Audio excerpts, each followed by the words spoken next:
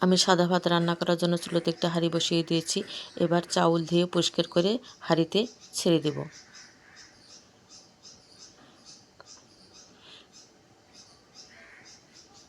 চাউল দেওয়া শেষ। এবার আমি বেগুনের তরকারি রান্না করব। এই জন্য আমি বেগুনগুলোকে আগে থেকেই কেটে বেছে ধুয়ে পরিষ্কার করে নিয়েছি। এবার চুলোতে একটি কড়াই বসিয়ে দেব। কাঁচামরিচ, পেঁয়াজ, রসুন দিয়ে দিলাম।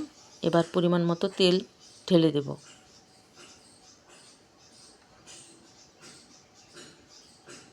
এই মশলাগুলোকে আমি হালকা ব্রাউন কালার করে ভেজে নেব। দিয়ে দিলাম পরিমাণ মতো পানি, যাতে মশলাটা পুড়ে বা লেগে না যায়। এরপর দিয়ে দেবো হলুদ গুঁড়ো, মরিচের গুঁড়ো, স্বাদ মতো লবণ, আদা বাটা এবং জিরে বাটা দিয়ে মশলাটাকে আবারও ভালোভাবে কষিয়ে নেব।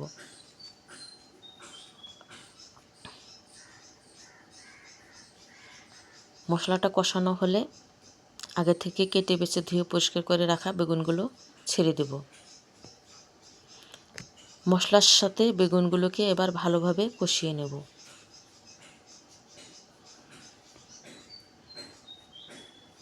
বেগুন কষানো হলে পরিমাণ মতো পানি দিয়ে দেব।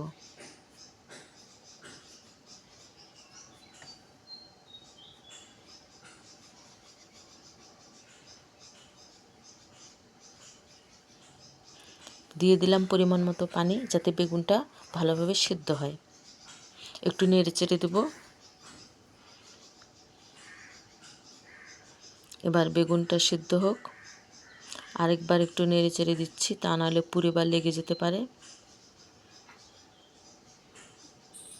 পানি প্রায় শুকিয়ে এসেছে।